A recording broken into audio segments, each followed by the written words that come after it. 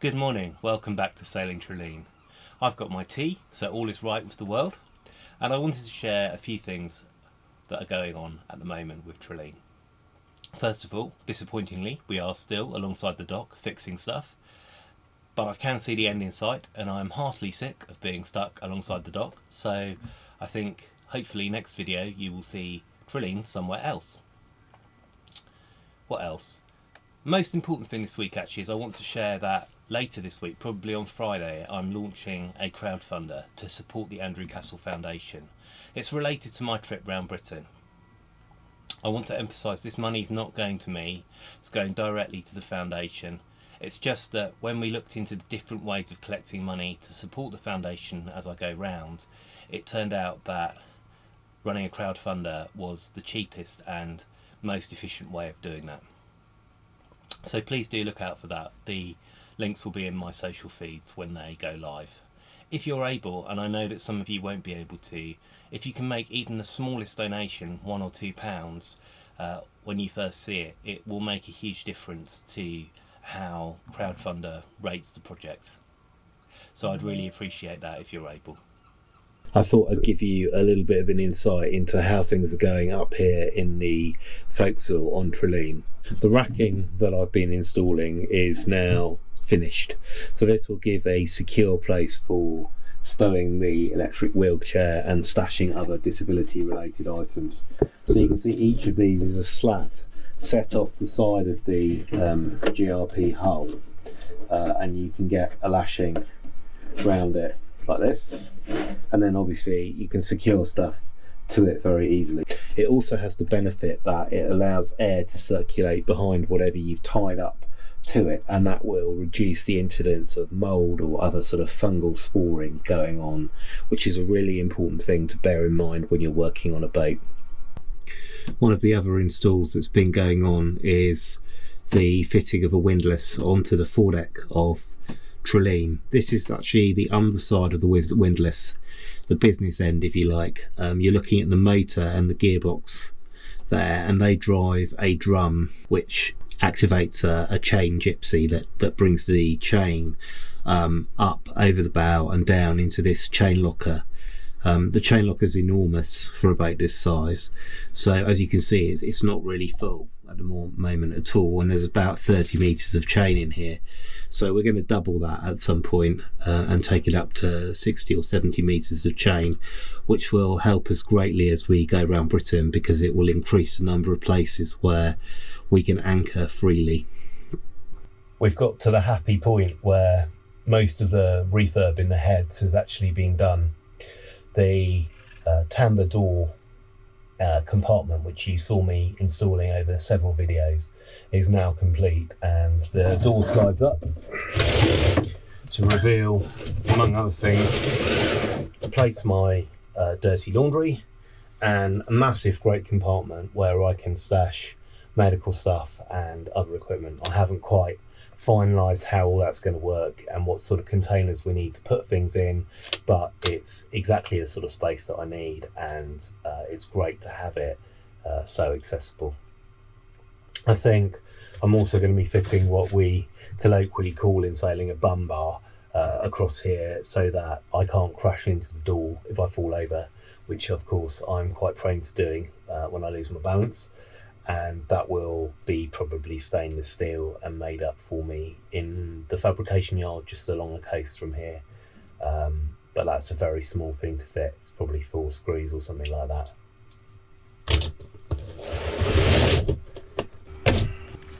On the other side of the head is this waterproof door, which replaces a pair of not very waterproof wooden doors.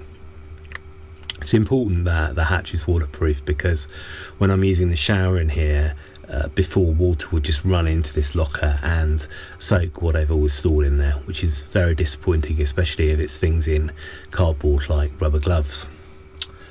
This locker behind here is not really quite as useful as the one on the other side, because there's gubbins in there. There's a pump for the shower tray, and there's also a seacock that controls the inflow and outflow of effluent through the sink plug hole, and there's the bottom of the sink and the piping. That all takes up quite a lot of space, but there is still some useful storage in there, which is always welcome. This past weekend I was out driving the rib to support the Andrew Cassell Foundation on the water, so I didn't get to go sailing unfortunately this weekend, but I was very pleased to drive the rib, as I always am, to support disabled people getting out sailing and becoming the most independent sailors that we can become. I also find that I learn a huge amount watching the sonar sailing from the outside when I'm driving the rib. It's much easier to see the impact of controls on sail shape and the trim of the boat when you're looking in from outside, and so it's always great to have that opportunity and then to be able to take that learning back into the boat later on. Now back to the maintenance. So the next thing that I'm doing in here on the solar panel side is I'm running the cable run for the starboard side panel. Now, because that run goes round some pretty weird corners, what I'm actually doing is I'm taking the conduit first. I'm running the conduit, and then when the conduit's all run, I'll put it all out again, put the cable into it, and then rerun it. It's poor man's way of working out how long the cable run is going to be. But first, we have to pull almost all of this cable run through what is inevitably quite a small hole.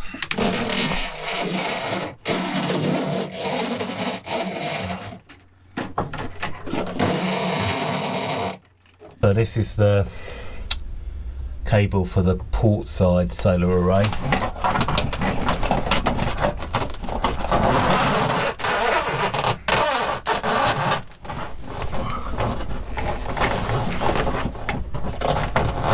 Okay, that's that one through. And then what we're looking for is the starboard side array piece of, here we are, starboard array bit of conduit. And bring that one through. So what we're looking for is the starboard side bit of array, so we can bring that one through, run it round the back of the boat to the location where it will come out onto the array gland, and then we'll take this all the way out again, put the cable into it, now we know how long it's got to be, and then we'll rerun it.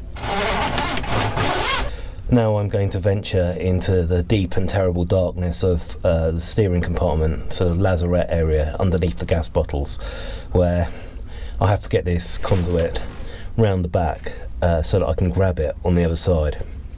To add to the entertainment, I can't actually get into the locker on the other side, it's just too small for me. If in the long run there might be things we could do about that, but at the moment I simply cannot get my shoulders in. I wish that losing weight would help, but actually it's a flexibility thing and a fundamental width of shoulders issue. Welcome to my boat yoga class. As you all probably know by now, I sail with disabilities, so I'm living with the after effect of an incomplete spinal injury, and one of those effects is that I'm living with a suprapubic catheter. So I thought I'd show you some of what goes into managing the change of that suprapubic catheter's bag once a week. There is some very mild ick involved in this. If you're particularly ick sensitive, I would urge you to maybe end the video now, but it is very mild and it's perfectly reasonable. So the thing I'm doing here is I'm grinding up some vitamin C powder to make an acid solution, and clearly it's not ground up enough, so there is more grinding up going on. And that acid solution is important because bugs really don't like acid solutions, or at least most bugs that are important in bladder infections don't like acid solutions.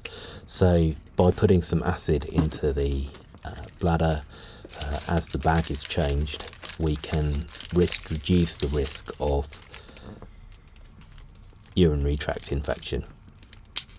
It also interacts with one of the drugs that I take, and that drug turns into a bactericide in the bladder when it encounters a acid solution. So it's a win-win, really. That's the vitamin C into the syringe. It's a fairly loose powder, so there's a trick to ensuring that it doesn't all fall out again. And now there's some sterile water going into that syringe as well to make up the solution. These urine bags are meant to last up to 28 days. In fact, in the aggressive conditions that I'm giving them with lots and lots of activity going on, I'm actually finding out that they last about 5 days, and that's a bit alarming. So I'm going to have to try and persuade my GP that they really want to prescribe lots more of them than they think they possibly should be prescribing. Bag. I don't usually change the suprapubic catheter bag on the chart table, but I couldn't think of a way of showing this to you that was discreet without using a table like this on the boat, and the chart table's the easiest one to use. It's also quite a good place to work on stuff like this because there's lots of natural light coming in through the hatch, and it's really easy to see what's going on. And that is that done.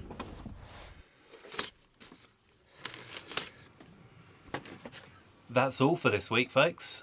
I hope that you've enjoyed the show, and if you're able to, I would enormously appreciate it if you could leave a like, a comment, or if you haven't already subscribed, if you could subscribe to this channel. It's all free, but it helps the channel grow, and it helps me enormously as I try to tell more about the story of the Andrew Cassell Foundation and the great work that it's doing, helping disabled sailors become the most independent sailors that they can be.